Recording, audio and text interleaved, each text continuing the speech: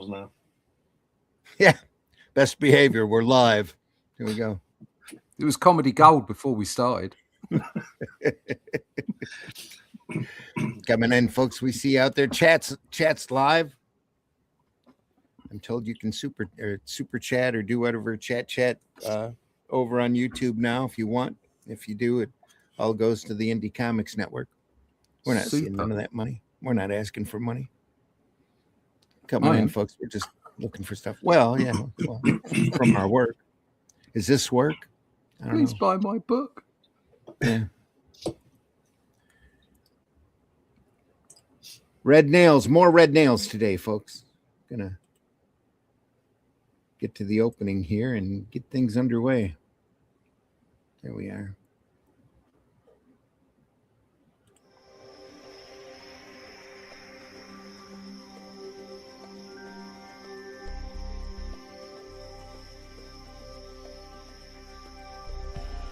What was that?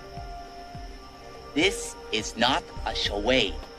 We need total concentration. Now, once again, this time, with theory.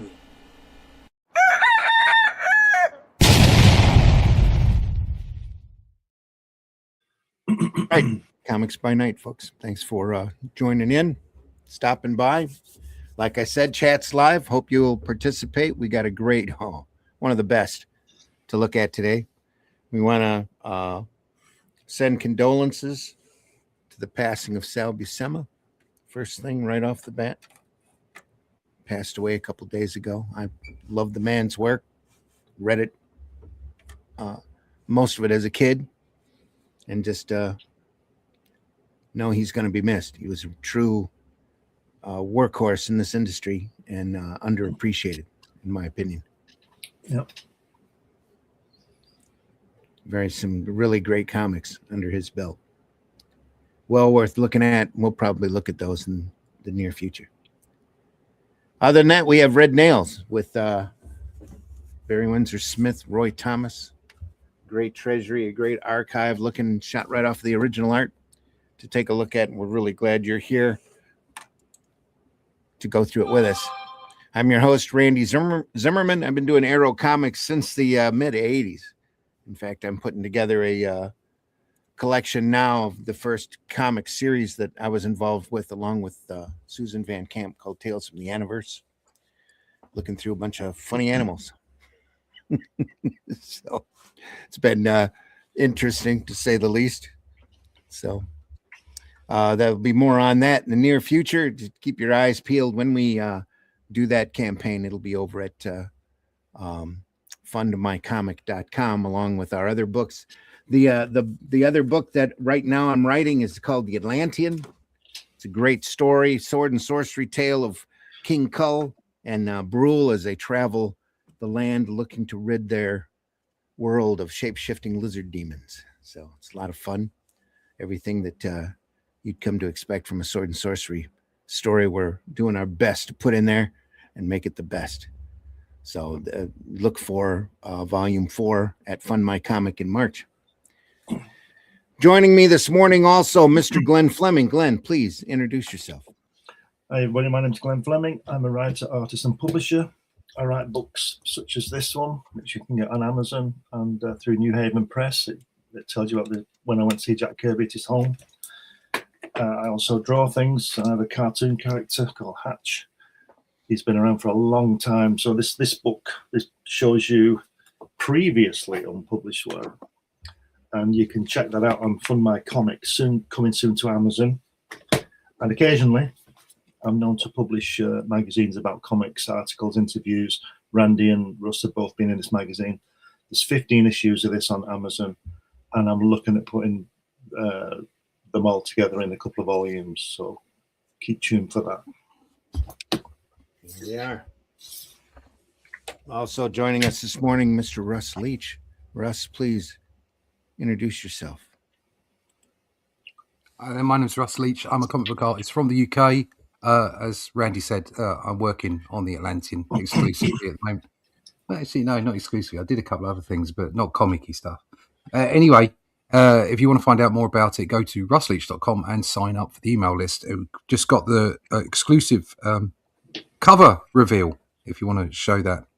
Uh-oh, here we go. Andy. There's the cover. Renato, again, did a beautiful job on the painting. Over my pencils, you'll be able to get an inked version of my pencils, and also a colour version of the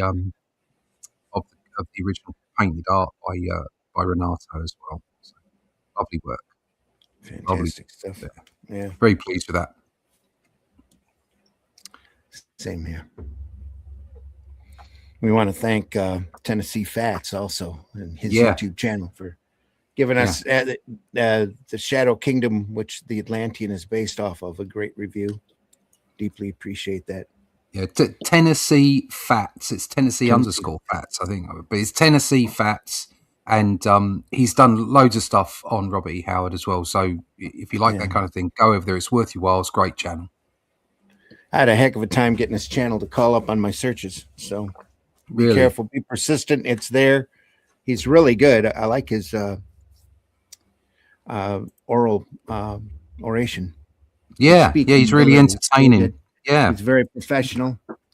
I can't wait to watch more of his stuff now that I know he's there. So I subscribe to his channel, and he's got some great topics. Today's book, folks, is Red Nails. We have the original art archives as sent to us by PBR Street Gang. And thank you again for sending that, along with a copy of the Treasury, the Marvel Treasury Edition of Red Nails for us to compare it to. We went through part one. In part one, we'll start part two today. This is a great archives book. Done a few years ago. Shot right off of the originals.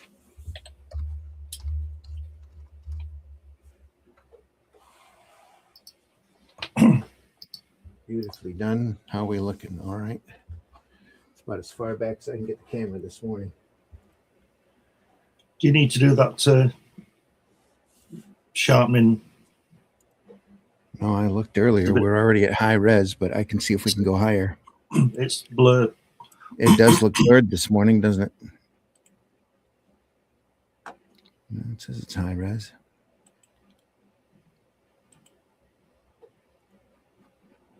No, it's not letting me go up any. Let's go down one, see if that's any better. Is that any better? This is standard resolution. Yeah, it's a bit better. It's better than it was, yeah. And the camera's pulled back a bit more too. So you can zoom in a little bit more. Yeah.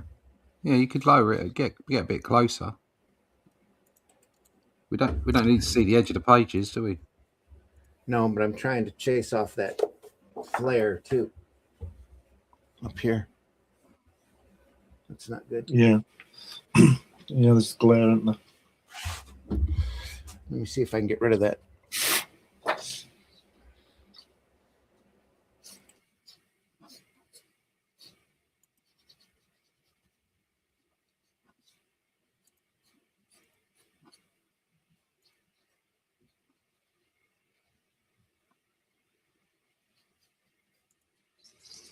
That's better, but it's blurred. But I suppose you can have everything.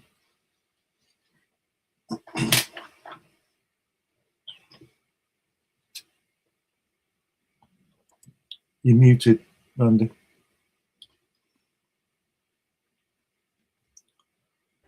You knew I was speaking that entire time. Yeah, such a large book. Here, let me jump back out to high res and see if that helps any. Hamster's not quite awake yet.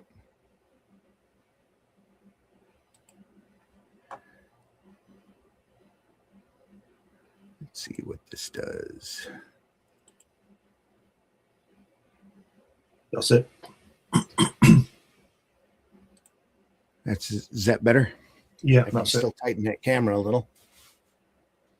Shall we? Give it a try.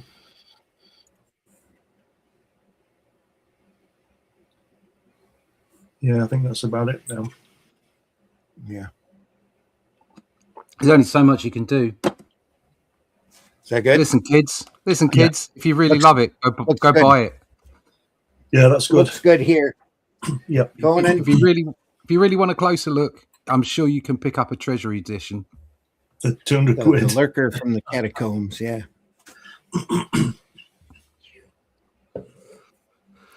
I picked up a Treasury Edition about a year or so ago, and it was in a lot. I went and bought a lot of books for like 30 quid or something, and there was one in there. It was a bit beaten up, but it's still great. You know, it's still a good reading copy. Yeah. Yeah. Those old treasuries are great. Mm. So you never really appreciated them right when they were here. Oh That's why you no! don't I see wish the I'd format kept. Yeah, I wish around, I'd yeah. kept the ones I had when I was a kid. I didn't have that many because it wasn't. Yeah, obviously they were imported.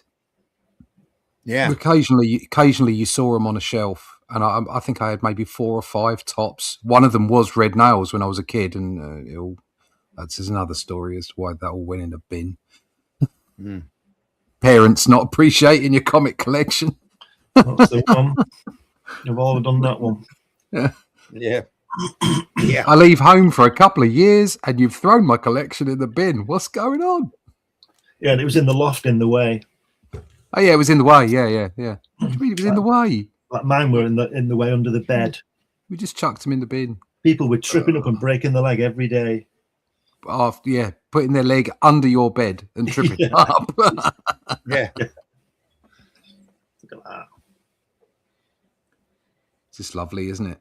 Wow. Every page, every time you turn it, you get to see the smudges and the ink tests here. They're instruction to the somebody 10%.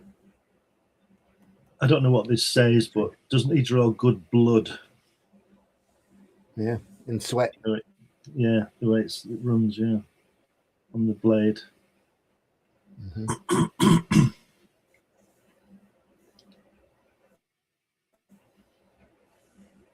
It's great.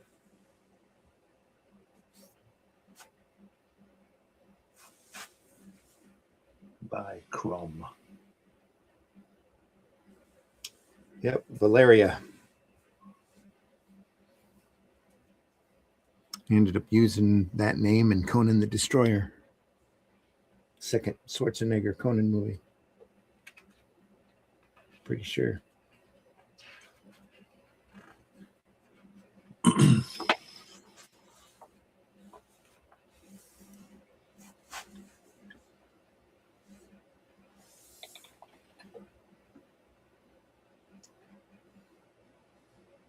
Look at that hair. Yeah.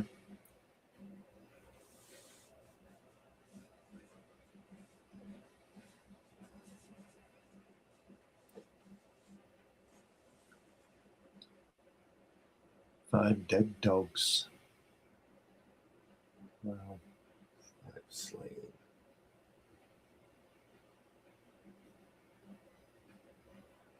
Five crimson nails for the black pillar. And the god of blood be praised.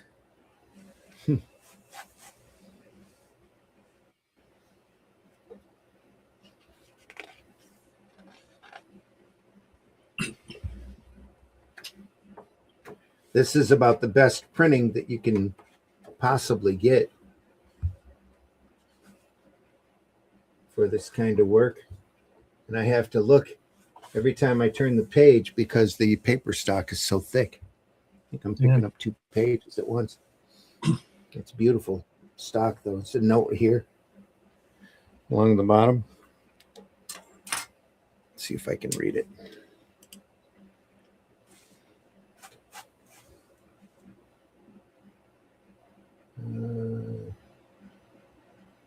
I inked something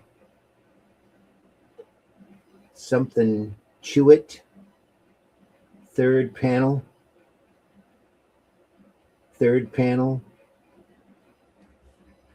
Something going, I don't know. Wow.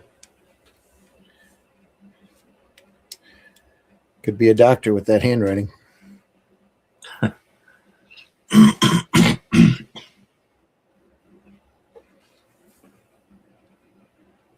Testing the ink point there. Here.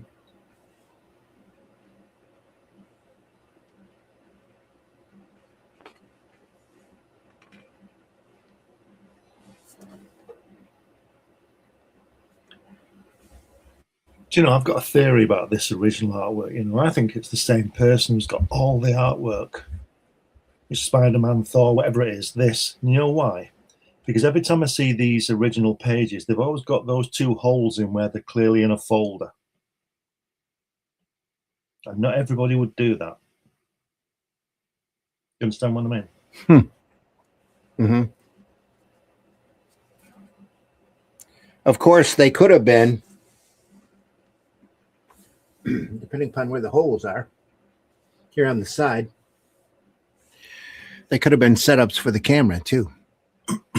Right. It could have been on the original board that was sent to him so that they could just slide the original in, put it on a couple of like animation pegs, and then take a shot of it. Yep, that's true. Yep, I will give you that one. And I've seen that happen before. Because usually if you're going to keep them in a notebook, which I wouldn't at all remotely recommend for original artwork, you'd run at least three hole binder on it, depending upon how you were keeping it in place. Yeah, I think you'd also want to do it. Plastic. Keep it in a plastic wallet, isn't it? It'd come off, wouldn't it? Yeah. Imagine that. Imagine if you had Fantastic Four cover number 1 and half of it was on the inside of your plastic wallet. Mm-hmm. Go.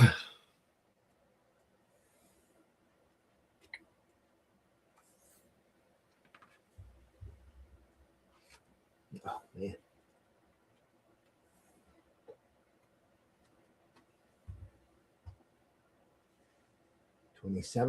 Page 27. So hand cross hatched here. Nice brickwork here. Great stuff. Or stonework, I should say.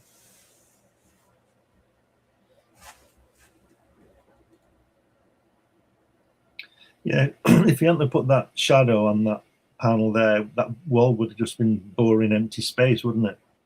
Yeah. So we made it interesting by putting the shadow on it. Very clever. The letterer could have used it though. That's true. You got some nice space there on that wall where that guy at the front is talking. By the looks of it, he's got both bubbles. Yeah. You could have placed both bubbles to the left of him, more over the wall. Yeah. It wouldn't have interfered with Conan's shadow then. And honestly, doing it like that makes it look like it's a separate panel because of that dividing line here. He could have moved that balloon over just a little bit in order to unify it. Better balloon placement, yes. Yeah. Well, that's down to the editor, isn't it? Or the writer. Yeah. They're going to say maybe the letter thought it was a different panel. Is that maybe?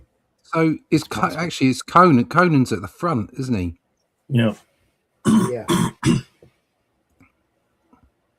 just weird because they placed Conan isn't at the front on the left panel, on the top left panel, is he? It's the other guy.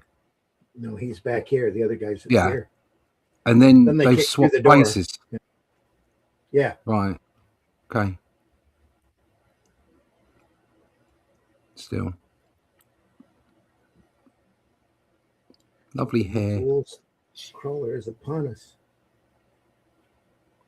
Yeah.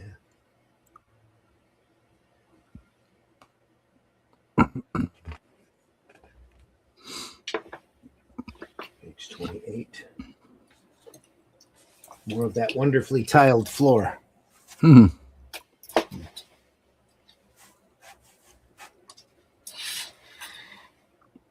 Nice grouting. Yeah, perfect grouting, yeah.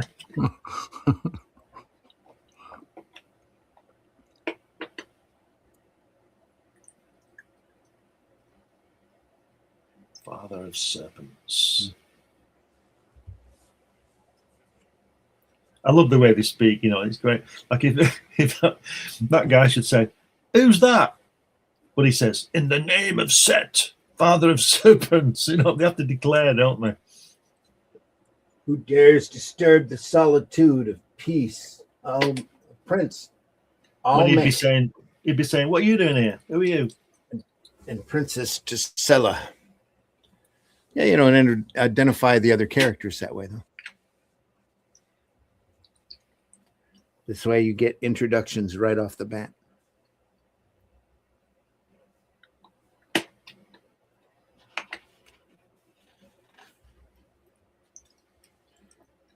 Page 29. Look at that hair. Oh, man. Beautiful ink work here. Yeah. It's phenomenal.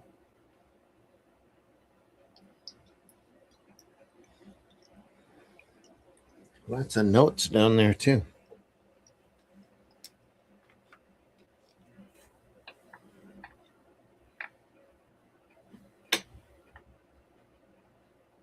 Too noble looking, it says. Too noble looking. Page 29. Who, the guy? The guy with the beard? I don't know. It's just a note here that's underlined. It says too noble looking. Oh, sorry. Look at something here. A lot of that terrible penmanship that I can't decipher.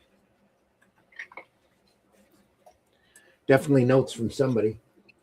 I wonder if, can you tell it's been changed? Because I wonder if whoever wrote it, you know, whoever had to make the change couldn't read what they said. I'm not seeing a spot of whiteout. Yeah, I'm not seeing any whiteout at all on this page or any cut lines between panels. Yeah. Unless that remark was done at the pencil stage. Could be.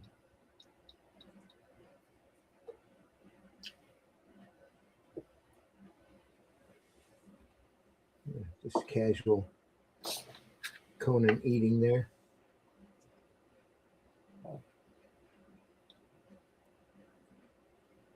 That's a hell of a beard, isn't it? It is. It's a little bit of work.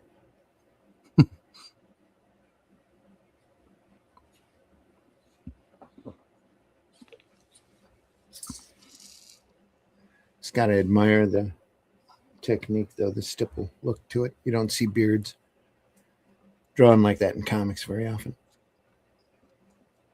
You don't see comics drawn like this very often, do you? Well, that's very true. Yeah, very, very true. It's like I think it was Charles said last week. Shows you what a good artist he is because he did that lettering as well, and he wondered whether he was paid for it. So he spent some time on that beard. Yeah. Whereas a lot of people would just not do that, you know. Yeah, not at all. Okay. Well, that's because he's an illustrator and not a comic book artist. That's very true.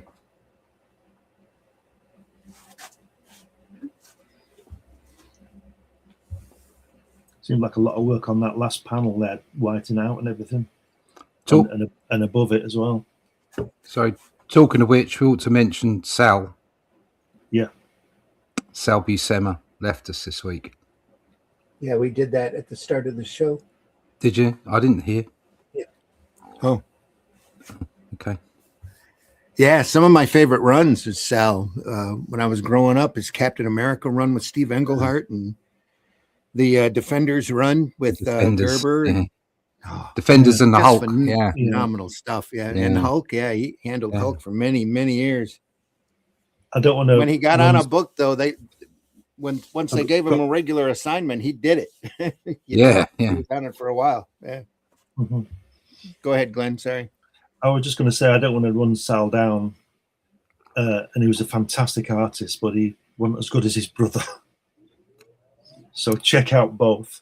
Yeah, do check it.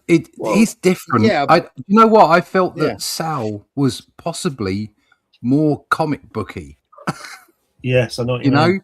it's like he was pure comics. Sal Buscema, Yeah. a guy I work with quite a lot, Tim Quinn, was editing for Marvel, and he said, and he's still got the image, he's still got the piece of paper, the actual picture, and he said, could you? You had Sal in, and he said, could you do me a quick rough of what you might do for this cover? And he said it took 20 minutes, and it was like it was a great rough. It was beautiful. And he did it, and he went, "Is this okay?" He went, "Oh," he says, "That's fantastic." So, can I keep this? And he went, "Yeah, you keep it. Well, we'll just send me a copy, kind of thing." And that was it. And he's still got it. Wow. Wow. Wow. But the guy was such a professional, and so good at what he did. Underappreciated workhorse. Yes, I yeah. think. I always thought Jim that he would. Aparo over at DC. Yeah, I always thought that Sal Buscema was a really good inker rather than a penciler. John used to like him inking his work, didn't he? Yeah. Well, they both had their own strengths, When you think about John Buscema, you think Conan. When you think about Sal, you think about Hulk and superheroes. Yeah. And that's Sal to me is superhero dynamics. Just Definitely. How old was he? 94 or something? Yeah, I thought he was 94. Must have been up there, mustn't he? Oh yeah, he was. Yeah, quite. He was 92 or 94. Yeah, something like Was that. he still working? I think he'd stopped. Right. But he was working quite a long way up to that. If not working, he was doing commissions and stuff. Yeah, he was still doing commissions last I knew. Yeah. Wow.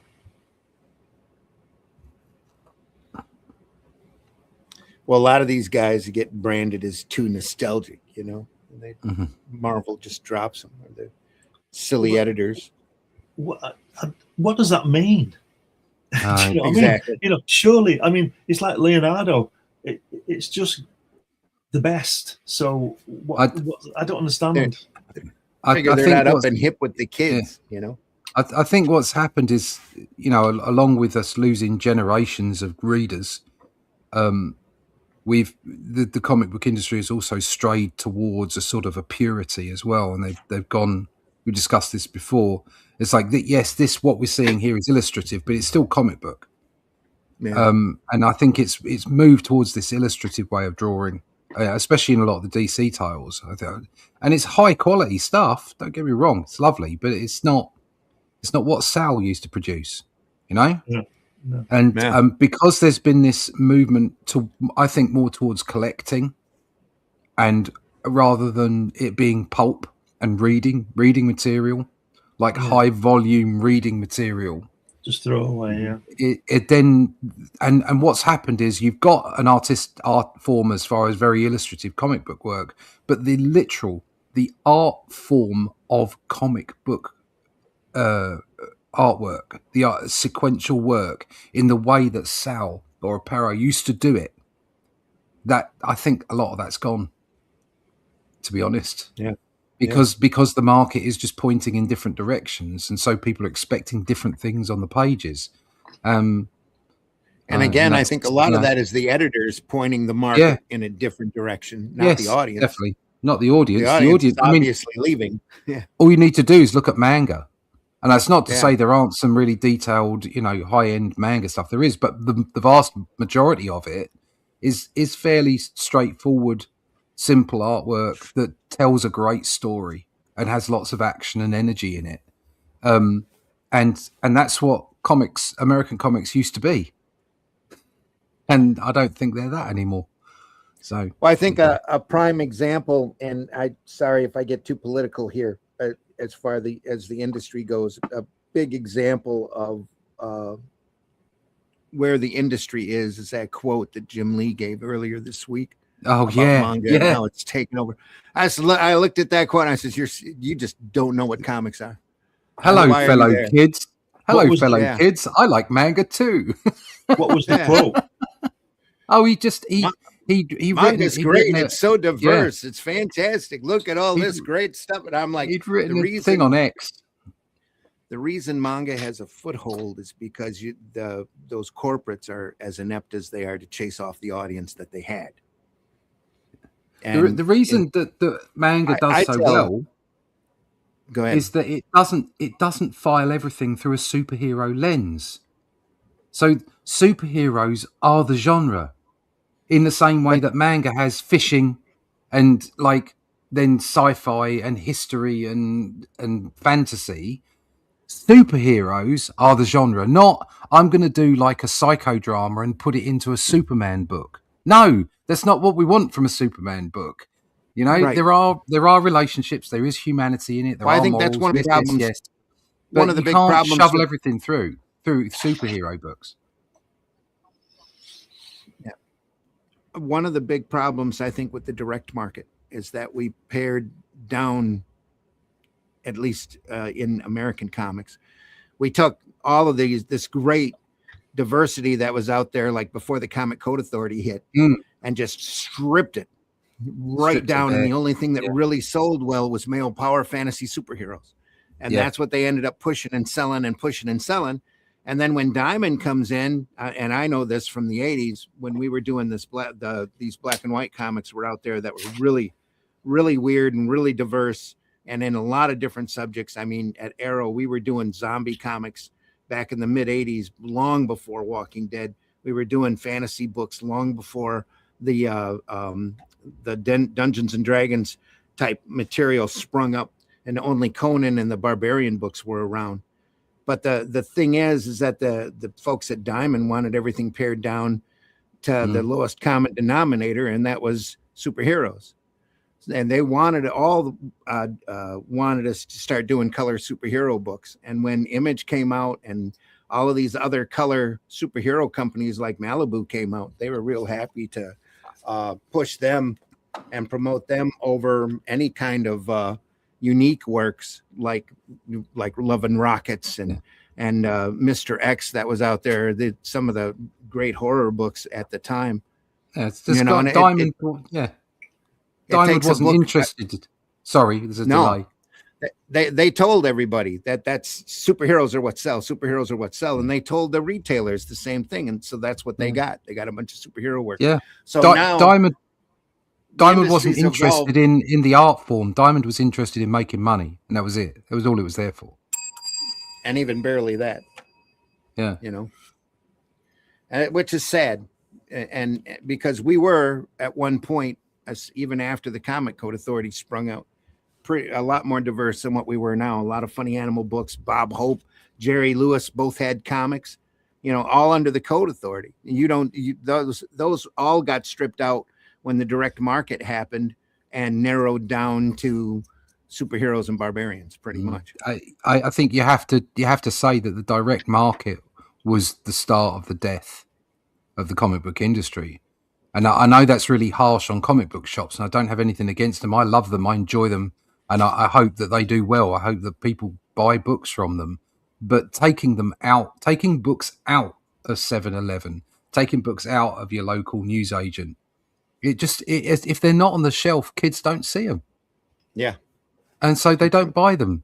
And so there's no money. And so it's like a funnel. And they keep doing the same thing to sell the books at the comic book shops, but that's an ever decreasing audience. It just doesn't work, unfortunately.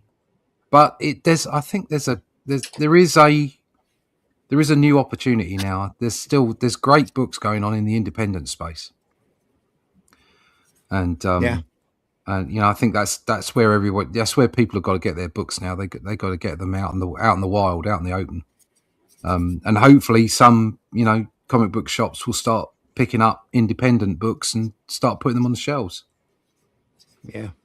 I think you have to remember, though, it's like everything in life. It's all things, you know. With like television came along, and then now that everybody's got a phone, they've got their noses stuck in that. They don't want to pick anything up. But you could be having a really good digital, a digital position, and making sure that there are comics available digitally. I mean, that was pulled back. You know, Marvel and DC both sort of toyed with the idea of having digital comics out there, and the high end, the big comic book resellers, they didn't want that. People like Brian Hibbs, is it? This like, you know, that was like, oh, we can't have this. You know, this is taking away our business. And yes, okay, it might have taken away a little bit of business, but to be honest, if it promotes comic books throughout a much wider audience, you're going to get more sales in the end. And it was a very backward-looking way of doing it, and they should have really pursued the digital aspect, and they haven't. Yeah. I'm not a keen. I don't like digital comics. I like to have a comic in my hand, but damn it, it's a different world. I'm not the one populating it. Yeah. Well, they kind of blew that accessible idea for a platform when the retailers insisted they charge the same amount for a digital comic as they do a physical one. How ridiculous is that? Why would you pay the same amount for something that isn't yours? And yet, was it Shonen Jump puts their entire catalog up online for what, $10 a month? Yeah. And it's an extensive catalog. Yeah. You get all this, the back end free, don't you? All the back issues, and people still go and buy their stuff. I mean, to be honest, it's an advert for people who, you know, unfortunately, there's not a proper there's not a vibrant webtoon scene anymore. But the idea of putting your stuff up for free, I mean, this is difficult because it requires a big investment of time and money. Putting your stuff up for free and getting a lot of people online to like it, to enjoy it, to follow it, to read it, much like the comics of the 1960s, 70s, and 80s, where people used to want the comics to read them. Okay, you do that, and then you put out omnibuses of what you've done, and people have been able to sell books on the back of that. And it's not a hugely different idea from people like Marvel and DC actually putting out very cheap digital books in the way that Shonen Jump does, and people buying off the back of that. I mean, I think, unfortunately, and I hate to say this, I think the floppy is dead. And every time they try to change the format, they get complaints and they revert right back to what they had before or something incredibly close to it, which is a shame, because if you look at Shonen Jump, how they survived for decades doing the cheapest newsprint phone book collection that they possibly could. That's where they generated their big fandom in their home country, is they had that book out that you could pick up for next to nothing that had over 300 pages of great art and a dozen or so different storylines to follow. You pick up one a week, just like your 2000 ADs used to be incredible on newsprint, incredibly disposable. You just pick it up for 9p or 12p and you read it and you love it and you put it on a pile and then you look forward to buying the next one the next Wednesday as soon as they. But Jim Lee did accidentally stray upon another point, which is that in Europe and in Japan, comic books are considered literature.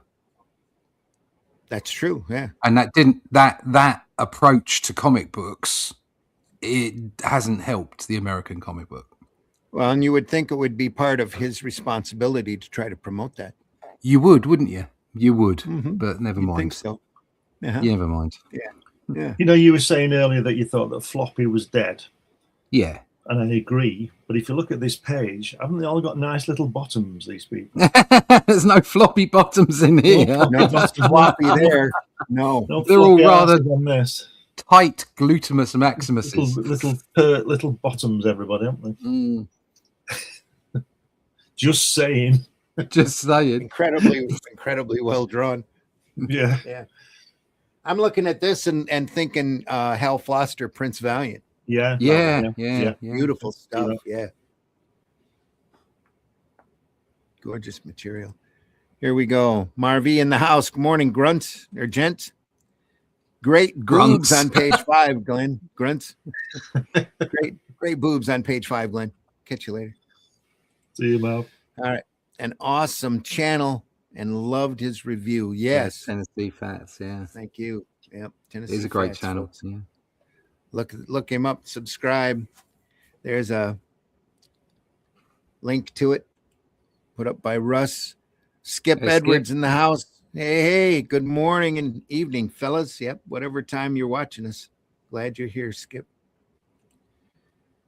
And PBR in the house. Hi, Randy and crew. Morning to all in chat. Morning, PBR Street Gang. Morning. Hope you're doing well, man. Hope you had a good week.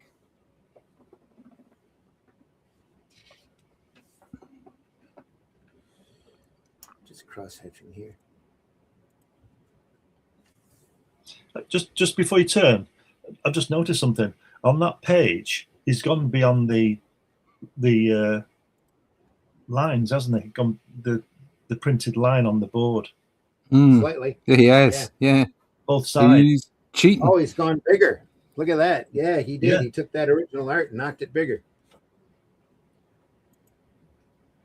He sure did. Yeah, that's strange. Must have got some different dimensions. Let's see if the next page is like that. Nope, he's right back to where he was. Yeah, he must. I have don't know been, why this one's an odd size. I wonder why he did that. Let's look at the treasury and see what we have to. I mean, you could understand if he was doing it to proportions, but he'd have to do it on every page, wouldn't he? Yeah. That's a really good observation there.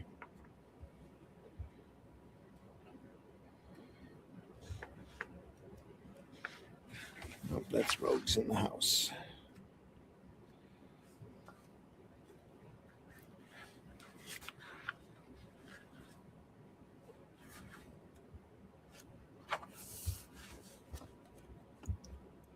All right, looking.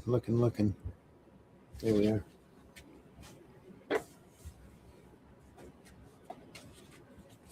I don't want to curl that over.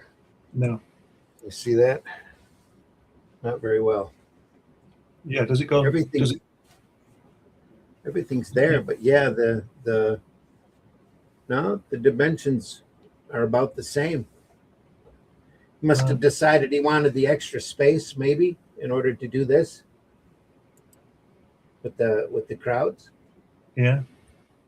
He is hanging over about 1/4 of an inch on all sides, a lot bigger than what he was. Took it right up to the edge of the height. Unless maybe the letterer mislettered it, and he had to, when he got the pages back to ink, he had to continue them further. I don't know. I just shrunk it down farther. Huh. Yeah. It's really unusual. When they go through and do the colors, though, a lot of that line work just disappears. Look at that. Just push that to one side so we can see the edge of the original, the other way, to the right. That's it. I'm just looking at that panel. Yeah, it's weird. It's very strange. Yeah. Took it right out, though.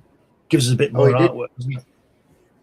Did chop a little bit off Right. here. Yeah. Along the bottom. Again. Huh. Weird. Pretty wild.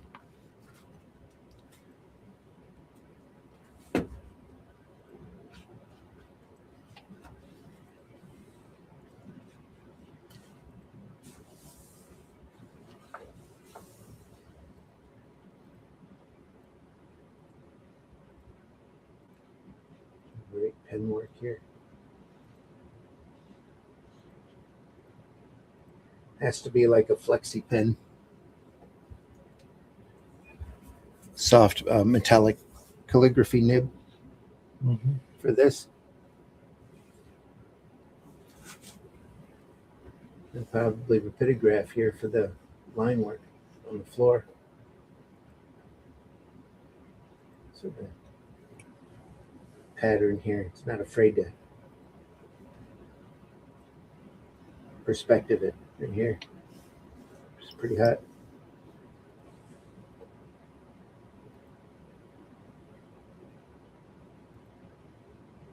He certainly has a style suited for this kind of work, doesn't he? Yeah.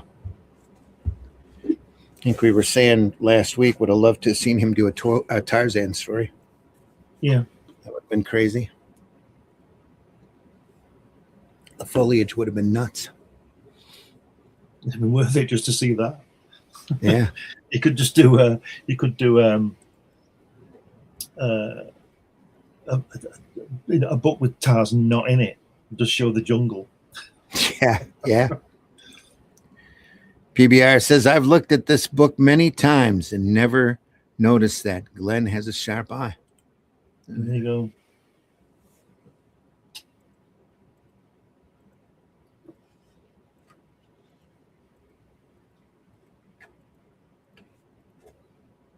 That was 31. Was 32. Was 33.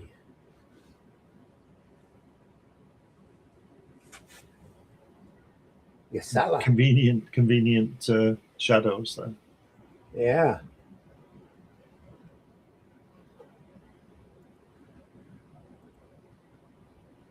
And he's gone full Gil Kane on the bottom left panel. Right up that nose. Beautiful, though. Yeah. Absolutely gorgeous. I'd say I wouldn't be surprised if he had some sort of photo reference there on that. That's just gorgeous.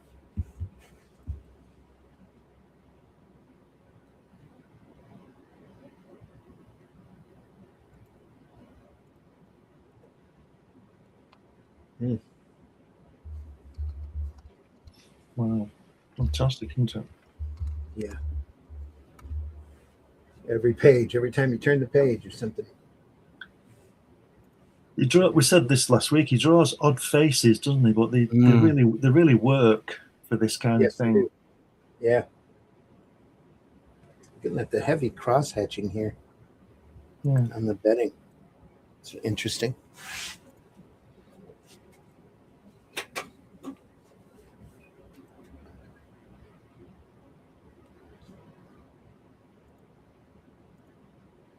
Great posing here.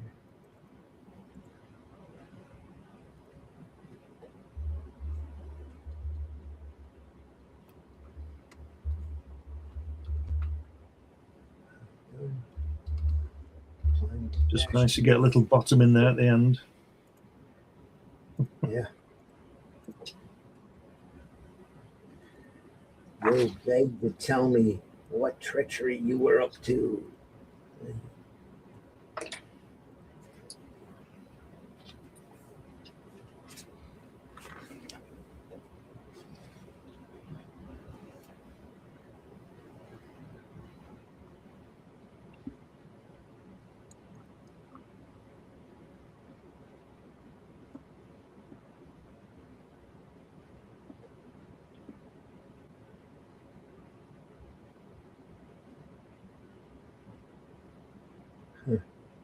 Look at this stonework here.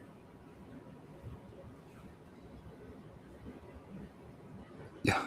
Do you know what I admire about that stonework? Is he doesn't give a shit. He's not tried to recreate the same stonework on the right as on the left. No, they're two different. It's like they're two different walls. As far as he's concerned, well, it's just a bunch of stones in it. No one cares. Yeah. Good point. So it kept the window though. Oh yeah, he's kept the main aspects, but he's not said, "Oh, I've got to try and recreate that stone." Just sod it. Just need to make it look good.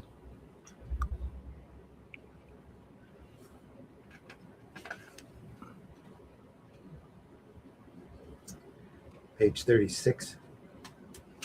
Not quite as detailed. It seems to be lightening up a little. Lightening up just a little bit. I mean, you look at that Conan pitch there. It's getting a bit of a red note there. Let's see if I can decipher that.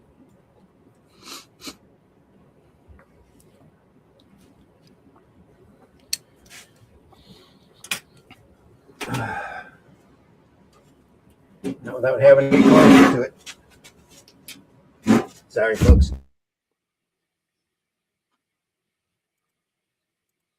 Oh, that's that. That's the end of that. That's I got it. My mic cord. No, we're still there, right? Yeah. All right.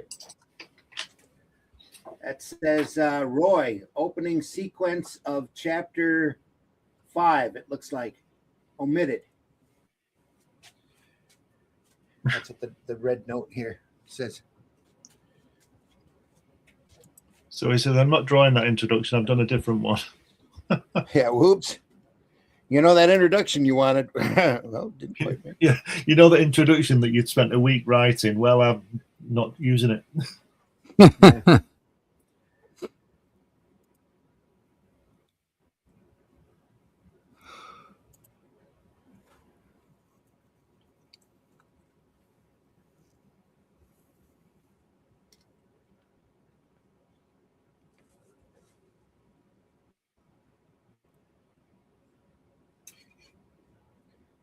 Hand lettered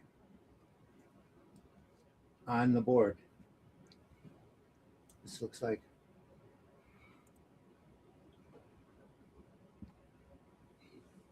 He's suddenly found a liking for little ovals. He's using them on the wall, on the floor, on the door. He's thought, oh, this is better than drawing little knots in wood and stuff like that. I'll just do a jazzy door. Here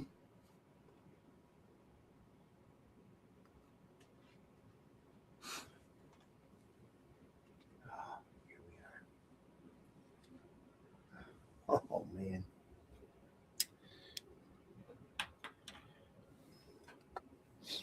So look at that. Quite brutal, those swords, aren't they? I think I'd rather be shot, wouldn't you? I think that's the page I'd love to own. Wow. It's beautiful. Loving this too. Knowing where to put the detail, that's a big thing.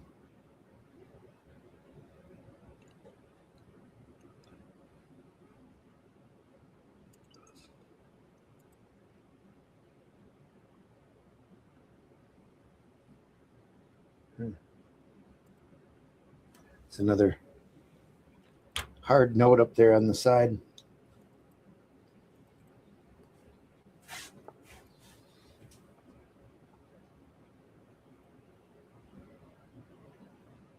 Oh, man. Something about. Let me take a closer look here.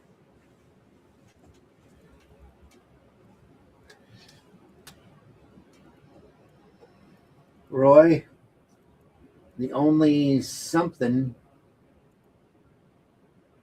didn't, so I put something in parentheses, some note to Roy. They did this Marvel way. Roy hadn't done final script yet. Yeah, Roy did pencils. He's got his ovals on that little seat on that first panel again. Yeah.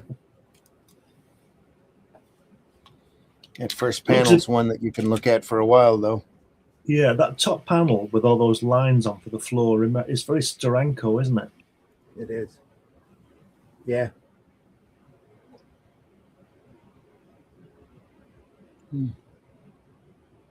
That shadow is almost a divider, almost like a panel gutter. Yeah. Mm.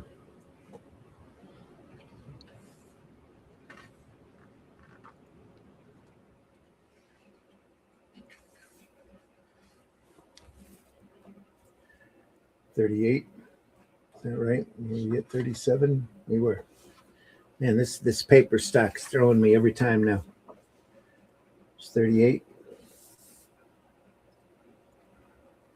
Oh, that's nice. Look at that. Wow, look at that. Yeah, yeah, just looking at that. Ooh. Wow. Yeah. He's not fooling around. Well, he's doing the right thing, isn't he? Because those things will cause a bit of damage, wouldn't they? Those swords. Oh, yeah. Horror, horror. I mean, bullets are bad, but those things literally chopping people up, aren't they? There'd be plenty of spray. Yeah, it'd be awful, wouldn't it? Yeah, Littered or sprayed with blood there at the last panel. Yeah. PBR says, completely off topic. I found a great TV series on Shudder that's done a great job of doing Algernon Blackwood's story, The Occupant of the Room. Very well done, in my opinion. Cool.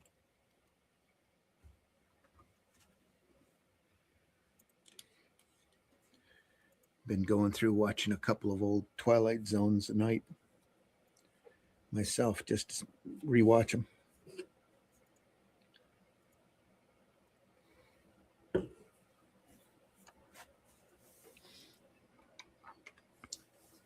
Interesting here.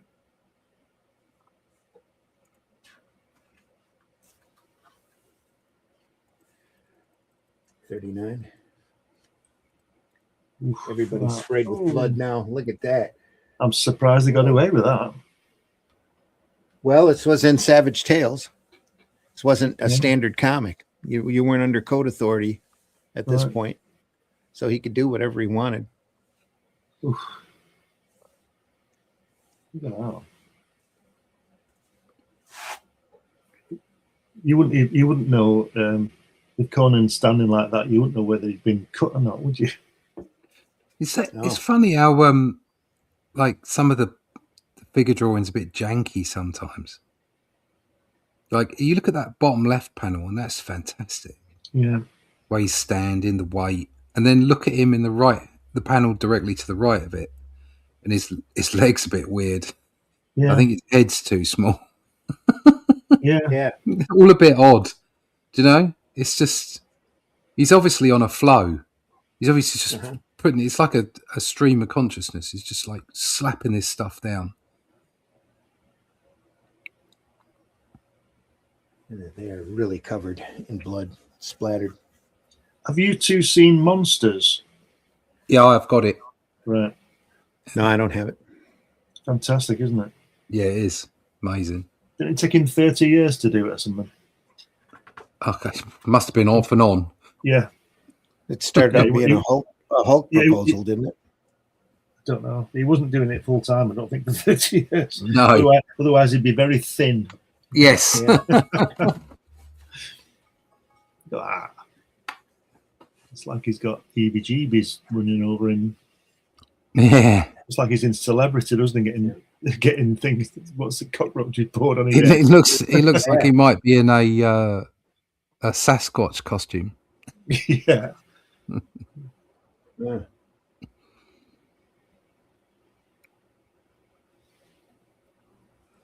Come on.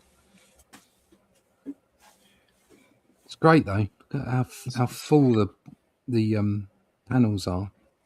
Yeah. Mm-hmm.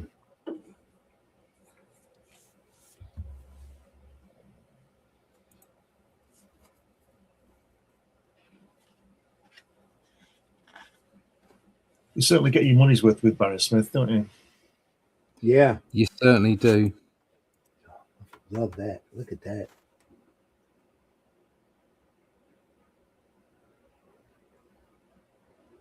Huh.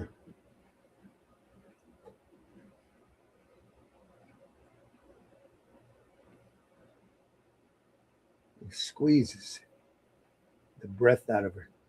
Oh, So no. that stars flash wildly before her eyes. Stars, then blackness. Hasn't killed her, has he? I thought he was hugging her. I didn't realize he was squeezing the I breath thought he out of was. Yeah. her. Yeah. Off with his head. But Conan won't be happy about that.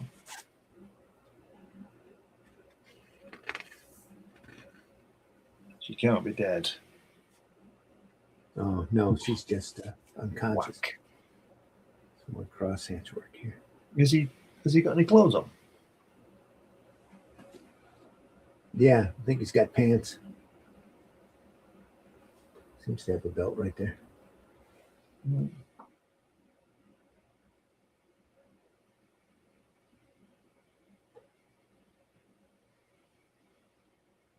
Mm.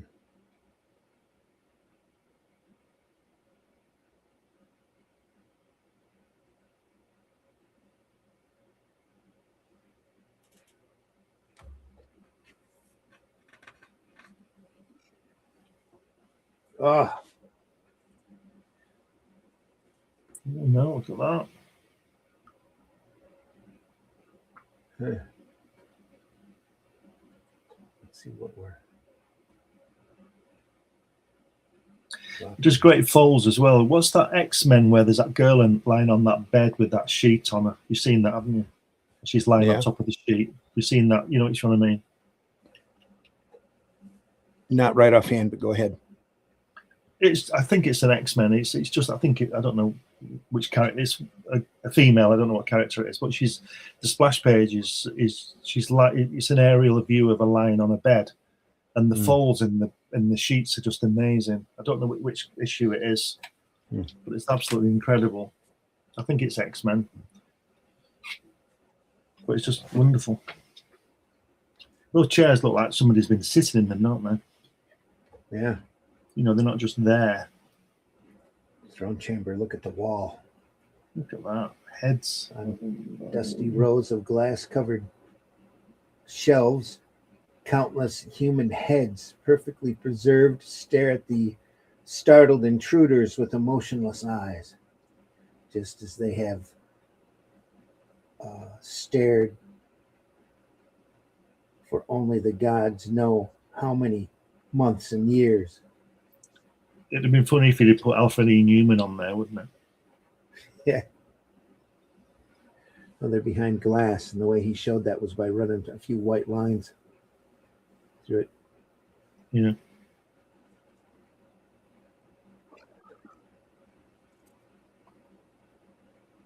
Is the crawler dead? That's nice too.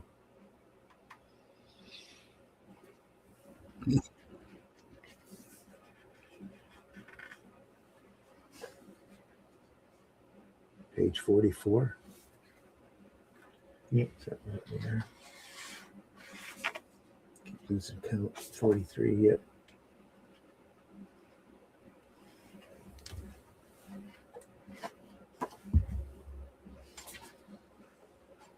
Wow. Page 44. Breaking the glass. My brother. Oh, God.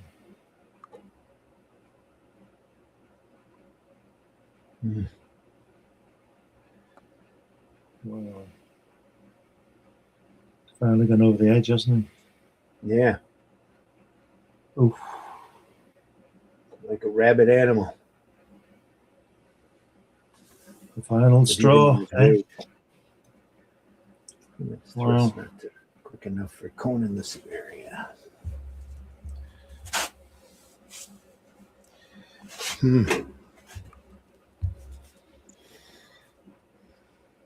Where's he going to stab him? That's a fantastic. That panel at the bottom where he's hitting him with the sword. The way his arms are coming up. Yeah. That one, yeah. Yeah. Where the guy's arms, yeah. Mm-hmm. A fantastic angle. It's a way to show he was pushed. The head was pushed down. The arms jerked back.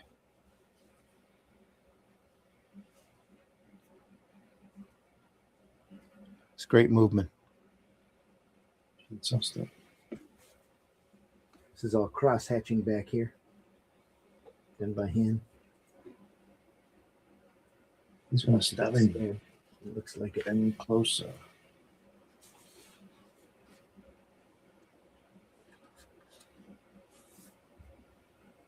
Mother of Mitra. Are you mad too? Ordered your death. I know not why. Oh, Nick. Everyone in this accursed city insane? No answer.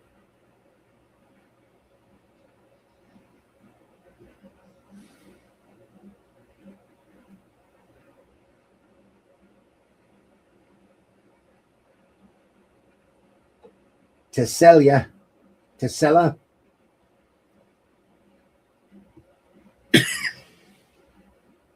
You're a selfish one. Those that bra thing she's got on doesn't work, does it? Not really. It's mine, witch. Get out before I slay you. Yeah, it's kind of awkward. Plates covering the nipplies. Anyway, little bowls or cups.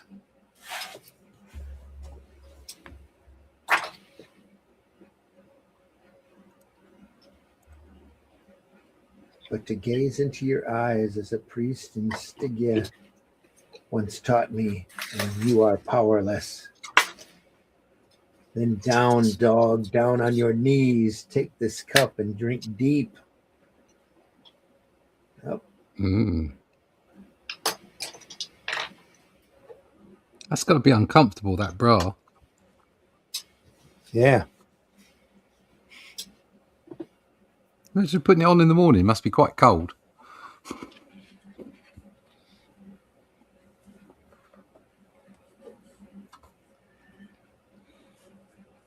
It doesn't do much to protect you either, That beard is epic. isn't it? It's great stuff.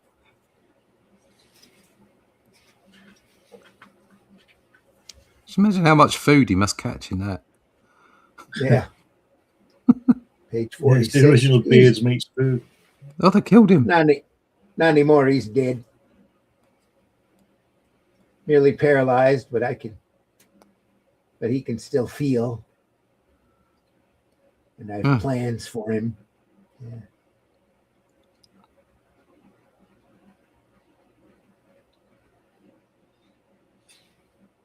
The blow Valeria strikes is the same that felled the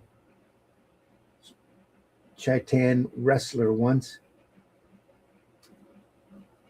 In this, what's that, Skokomet barracks? Knocked him senseless and broke his jaw.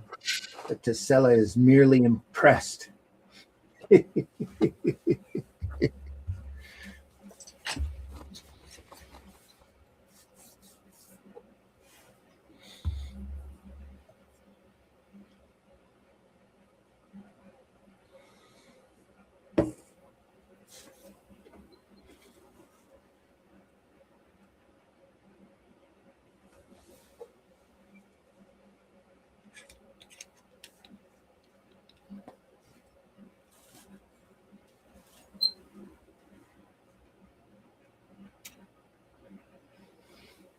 The soul-searching conclusion of this epic of epics continues on page 60.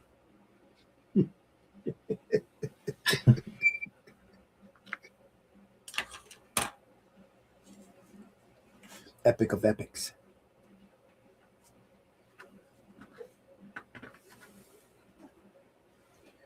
Wow. 47. He comes from the dark. Right, 3 red nails. Look at that. And yeah, there we are. There are times when he reminds me of Steranko. Yeah. Yeah. Yeah. Well, you know, they were all feeding off of each other at this point, looking at each other's stuff and picking up hints and stuff like that. Trying to outdo one another. What is this from? Is it from about 1974? 74, 75, yeah. Right. Robert Howard, script, Roy Thomas, Art Barry Smith.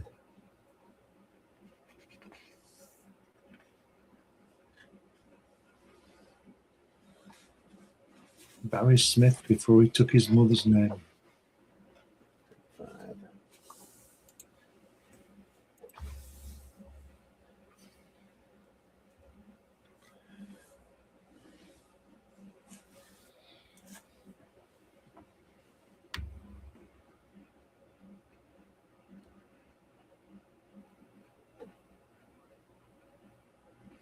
Look at that. It's really moving up that stairs, isn't it? Up the stairs there.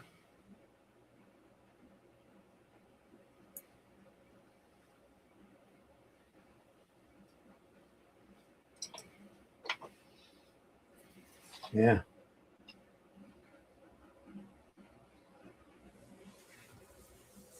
He is running.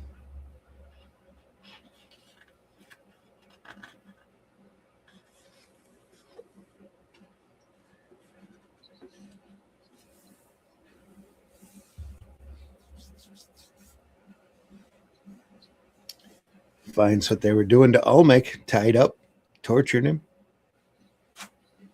Well, he deserved it. Big mace hanging over his head. bound and gagged on a torture rack. Dangerous, an ingenious device. Each time you move, that iron ball sinks lower till at length it'll crush you to a pulp. Interesting. What are you doing here? Be careful with that thing, for set's sake. What for? I only wish I had the time to watch that chunk of iron flatten your skull. But I'm in a hurry. Where's Valeria? Cicella, she must renew her life and youth by the sacrifice of beautiful young women. No, but I know a way to get in. Oh, he lets him loose. Lead the way. No tricks, or you'll wish that iron ball over your head again. Move.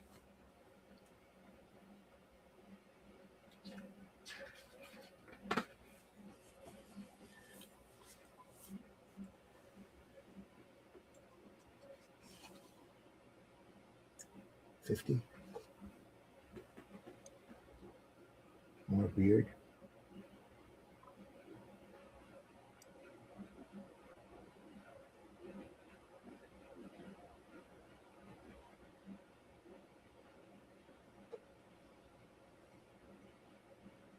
Conan's wolfish instincts cause him to wheel just in time to avoid the brunt of Olmec's blow and to grasp his hammer-like arm so that headlong they stumbled down the steps together and the dark unknown that gapes beyond.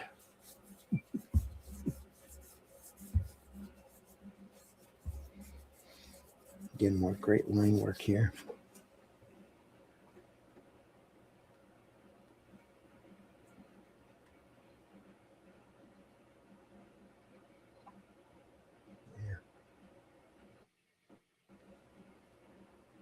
Moving on, page 51.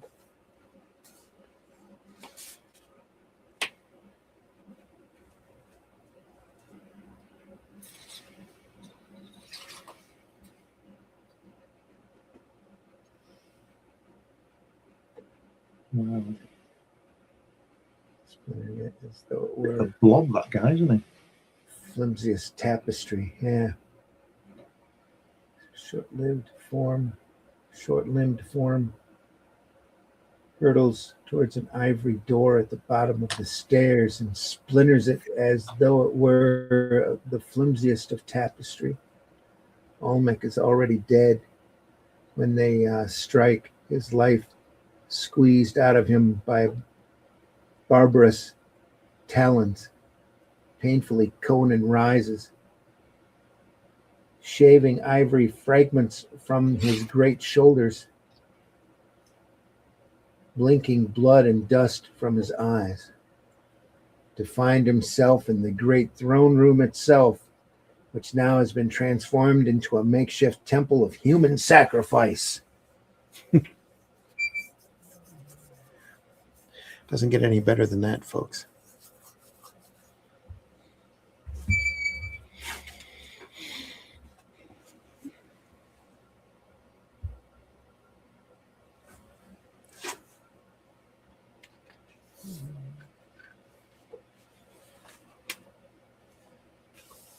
She's about to be sacrificed.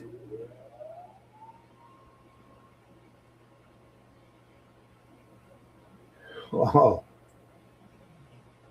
Fired up the blood in its barbarian veins, so he yelled, "Slut!" Raged. Fails to see the camouflage slots in the floor. Till the fanged jaws of an iron trap close swiftly and painfully. Oh, got caught like a bear trap. Fool!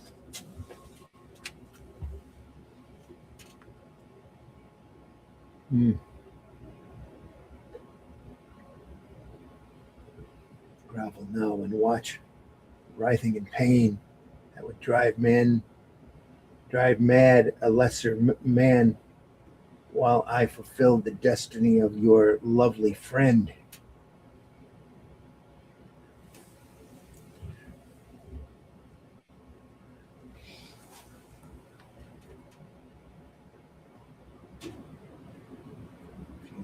Three more of us have vanished while taking those slain in the raid to the crypts. These fools say the ghost of Tolkemec took them, but the ghost is a myth. It's real and it's alone. This young body, its pulsing blood, this blade. He's reaching into his boot for something.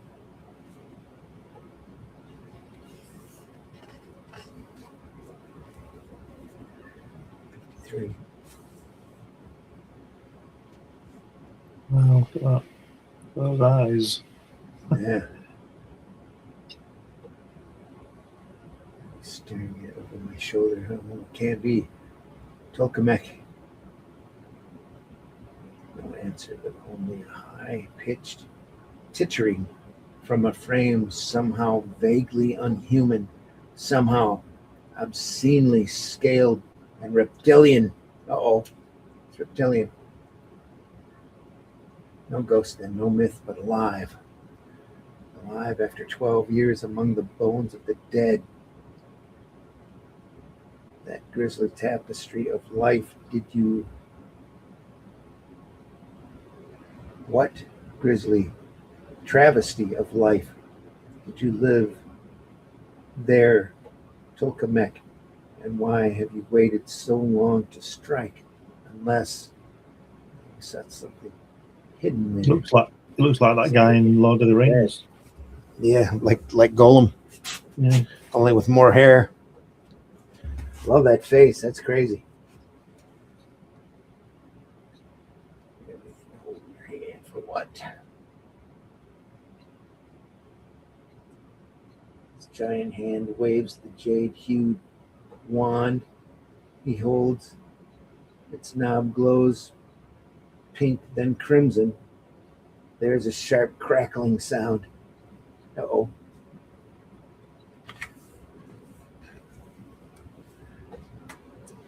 It's 54. Oof, right through the girl. Ray of fire. Ooh.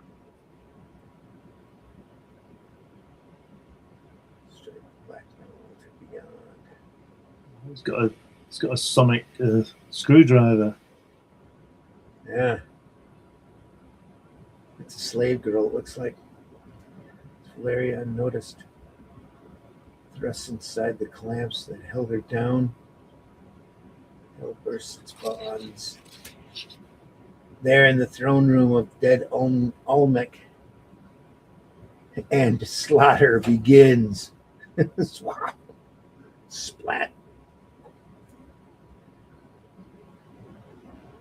Conan notes even among the pandemonium that each fire burst ends by striking either the altar or a metal doorway. And as if the wand has powers, the wand's powers needs metal to fire against. Meanwhile, Tolkemec deals death with his witch wand, choosing no special victim, not even to Scylla, but taking them as they come and slaying all. As the echoes of insane tittering sweeps the room, even above the screams of doomed men and damned women. Till only Tessella is left alive of all of the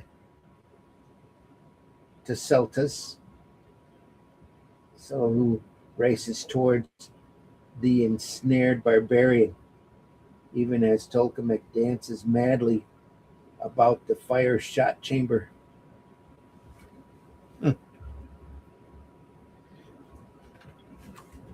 He's going crazy. Oh, look at that. That's some lines. Wow.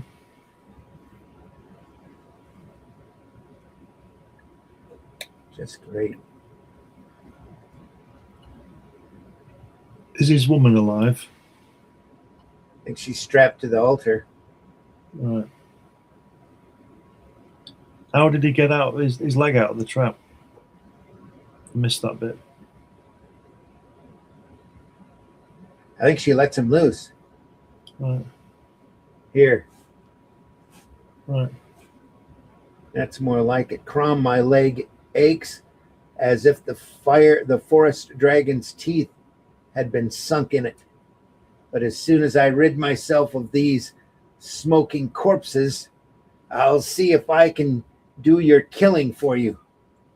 Tolkamek, the scaly fresh madman, turns, and an human smile lights his dark reptilian features, and fire leaps once more from his wand to raise dancing blue sparks on striking a metal stand directly behind the Sumerian. Well, we'll not get between Tolkamek and metal again, Conan vows. He's figured him out. That line work in the bottom left, that's just bonkers. Isn't it amazing? That is crazy. That's your anime action lines at work right there. You know?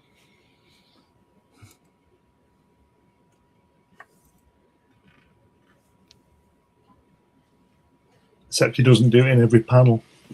No. Likes to change it up a bit. That top right panel's good with that chair and that light. Yeah, isn't it? Look at that. That's great. Right, it's as if it's coming off of the scepter. Oh.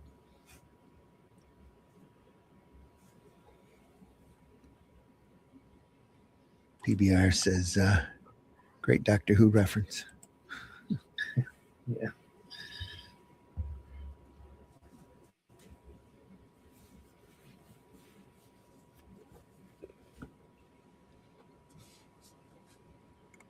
Going in the door, you're in line with the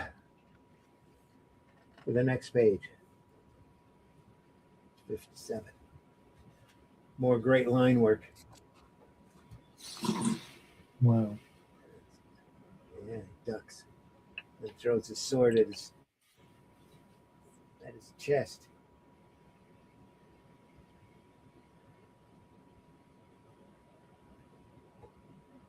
The life is only just fled from Tolkamek's still twitching corpse. Then Tisela springs forward, not toward Conan, no towards the fallen foe, but toward the wand. I'm more agile than Tolkamek, fool. And with that wound in your side, you'll not what, woman? Silly female.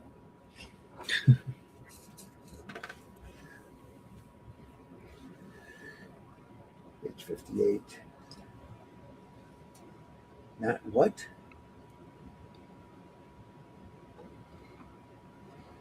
Oh, And that much for my own self-respect. brilliant. Well, that cleans up the feud. Yeah, just takes her out.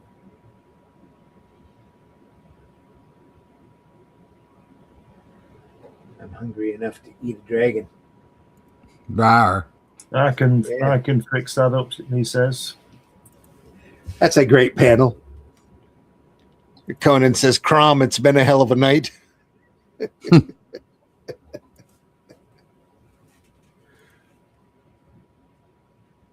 wound needs a bandage. I can walk. Let's go.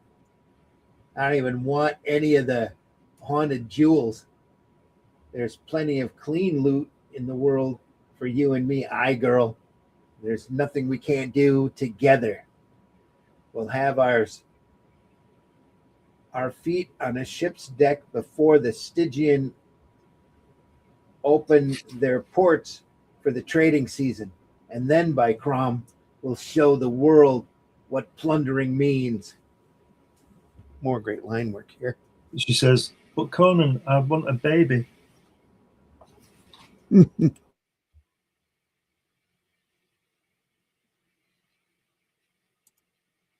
Who?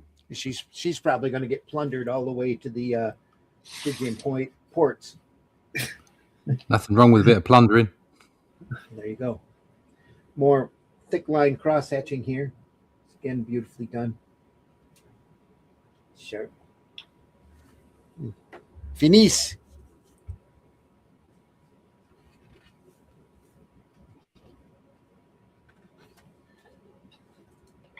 The Art of Red Nails. Jose Villarrubia. Robert E. Howard and Red Nails.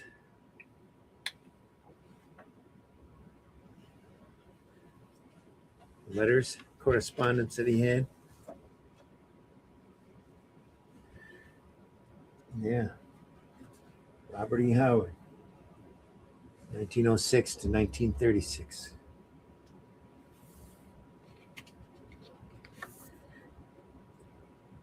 Landlord Archive.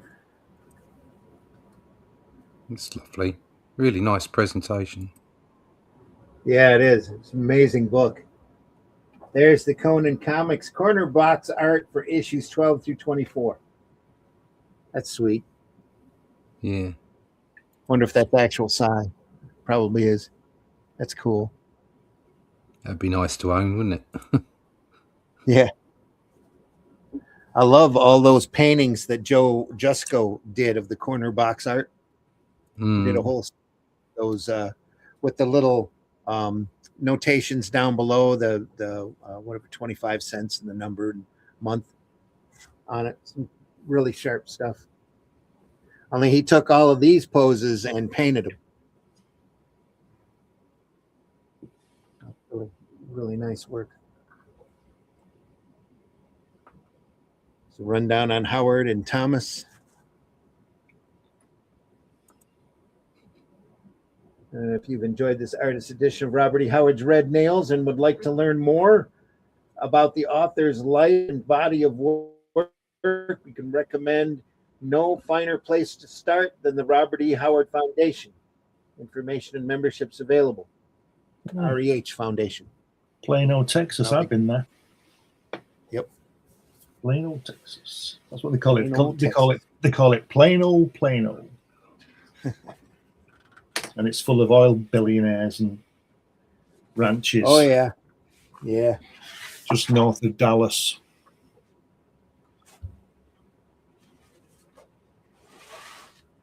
There we are. Wow.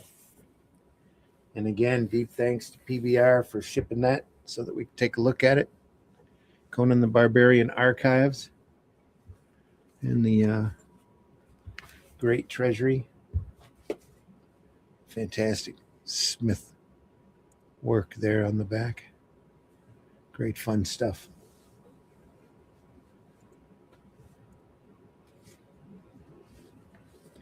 That was Red Nails, folks. Roy Thomas, Barry Windsor Smith, the Conan Archives. Was there ever a volume 2? I have no idea. I didn't know they did this one until I got it in the mail. Wow. So, Look at that. PBR, was there ever a volume 2? Let us know in the chat.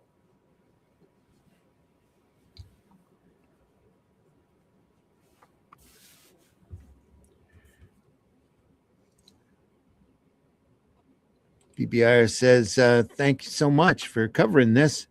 The more chances people have to see stuff like this spreads greatness that is comics. That's so true. Thanks again. Thank you, PBR. Can you just go through it again? Want to do it again? We'll start with a part 1A next week. Look at that. Go through it again. He also sent a volume of Eternaut that we can look through. Oh, so yeah, get that one on. Yeah, we'll do that next Friday. Yeah. On Sunday, we're going to start looking at Russ Manning's work on Magnus Robot Fighter in the archives from Dark Horse. First couple of issues, beautifully painted covers, fantastic Russ Manning artwork inside. It's his baby. It's great stuff. Never seen it. Looking forward to that. No volume 2 that I know of. Yeah. Okay. Right. Yeah. Well, that's a travesty in itself, isn't it? It is. How are they going to match that, though? I mean, you could do Worms of the Earth, the work that Conrad did. That's pretty sharp, beautiful work. There's a number of other great Conan stories out there, but does Smith get better than this? You know? No, I probably think not. Not on Conan. He wasn't my favourite Conan artist, but he did a cracking job on, what was it, on Machine Man? Yeah. He also did a run on Wolverine, didn't he? He did. Yeah, which was pretty amazing. So just reading that one at the moment. Yeah. Yeah. Great stuff, folks. Deeply appreciate you stopping by and letting us show it to you. Love having it to show it off. We'll get that back to PBR as soon as we look at the turnout. I don't want to have it around here. It would just make me nervous because it's not mine.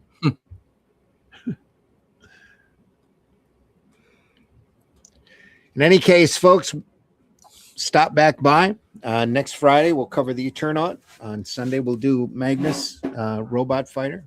That's on Sunday Funnies at 9 a.m. Eastern Time. Check us out.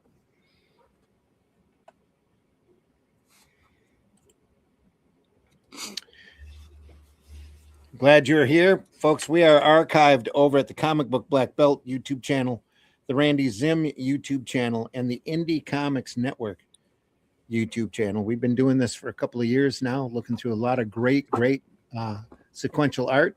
You're welcome to explore our archives. We know the majority of the people that watch this program are after we're done recording it, especially on this side of the world where people don't want to get up at 5 a.m. and talk comics very often. What's wrong with them? Exactly.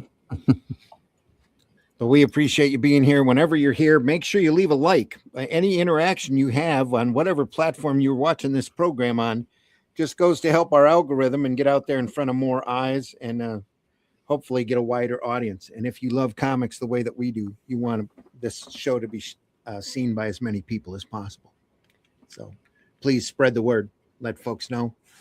If you enjoyed this program, if there's anything that you think we should look at, make sure you leave us a comment. We're always open for suggestions. Very happy to take it under consideration. Lots more stuff to show you, folks. Lots more great comics out there. Go visit your local retailer and look for yourself. Take a few hours out and go visit.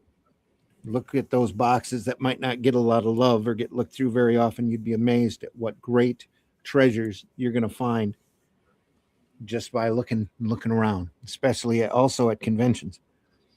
There's some great deals out there. And I think that's it. Russ, you there? Can you tell folks how they can find you? Yeah, you can find me at russleach.com. Sign up for the email list there and look out for the next issue of The Atlantean. The cover's done. Most of the pencils are done now, so it's going to go to inks in a couple of weeks' time. The campaign will start March 1st, I think, or thereabouts, run for about 6 weeks, and the book will be finished by the time the campaign ends. So go over to russleach.com and sign up for the email list. There we are. Glenn, please tell folks how they can find you. Yeah, you can find me on Google. Put my name in Google, it'll come up. You can find me on this show, Randy's show on today and Sundays, and you can find my work on Amazon and New Haven Press. Just look around. I'm sure you'll find something. Just put my name in Google, you'll find it. Great. And folks, I've been your host, Randy Zimmerman. You can find me. I don't know if you got to reach me primarily through Facebook. Not really online a whole lot, getting to be less and less as I try to concentrate more and more on getting stuff done. So, look for me over on Facebook. Look for us. You can look for The Atlantean and Amazon, Barnes & Noble, criticalblast.com has copies. We're working on getting a store together and making it more available to folks. But other than that, your best bet to find this product is to keep watching fundmycomic.com. All of Arrow Comics campaigns will be over there. Fundmycomic.com, folks. And if you haven't gone over there before, you need to go over there and take a look. There's some great campaigns. Just begging for you to look at. Great comics over there to be enjoyed. Again, that's fundmycomic.com. We'll see you again on Sunday, folks, when we look through some great Russ Manning artwork, some futuristic science fiction instead of Tarzan this time, and with Magnus, the robot fighter. And then we'll be back here again next Friday for the Eternaut. And there's so much more to come. Right. Look forward to that. Anything else, folks? Take care. Please try to leave this industry in better shape than what you found it. Lord knows it can use all the positivity it can muster. Again, RIP to Selby Selma. You will definitely be missed, and we'll be looking over some of your work, I'm sure, in this next upcoming year. There's just too much good stuff like that needs looking at. Yeah, needs looking at. And again, folks, we hope that you have a great weekend. You take care of yourself. We'll see you in February. February 1st. Yeah, That's Sunday. well, yeah. Soon be Christmas. Hey, Soon be Christmas. Soon be Christmas, folks. There we are. That's what And comics make great gifts. Don't be afraid. Don't be afraid to give that out. Go through your collection. You find a comic that remind yourself how great your passion for this art form is by finding a comic that you lost yourself in at one time or another. And Or better still, buy ours and give those out as presents. that too. That too. Take care, everybody. We'll see you. Forget those hacks like Kirby and Ditko and Buscemi. They're gone. It's crazy, guys. Yeah. I was joking. All right, we'll see you soon. See you on the next one. If you look at something and there's nothing there, what's the difference of figuring out what it was in the first place? Do you draw the Flintstones naked? There's a market for that.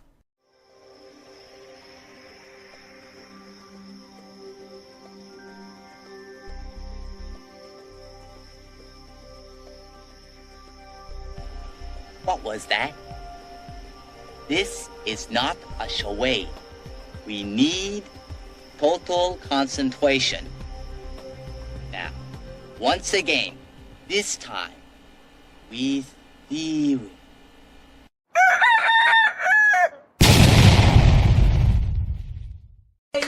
Yay! Think about what you've accomplished. A bullshit? A bullshit? A bullshit? A bullshit? Hi, y'all. It's time for Appalachia Word of the Day. The word of the day is omelet. Well, you were there last night. I'm letting you tell the story. In the time before Atlantis sank, when the lands of this world were savage and untamed, one man would claim his destiny, seizing his place as a king. After defending his throne and learning the devastating truth of the Serpent Kingdom and its deadly cults, King Kull in his right hand ruled the Spear Slayer, make a solemn vow to hunt down and destroy the hidden empire of these serpent demons. These are the tales of those journeys. This is the Atlantean.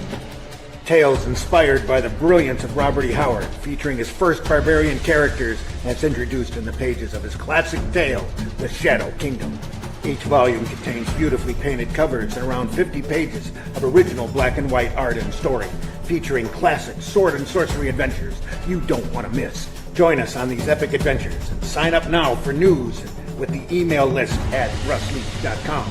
Bring your axe and prepare for battle. The cops are doing their job as long as they don't be mean to people who are actually being innocent. Then I'm all gravy, baby. All gravy, baby. Here we go. As he sits each day at his board, along with his characters, Jack Kirby is far from lonely. I haven't got the trappings of a circus, but there in my mind is a very active and bright and colorful place that's as good as any circus that I've ever seen. And I live with that, and I enjoy it immensely. Taste the biscuit, taste the goodness of the biscuit.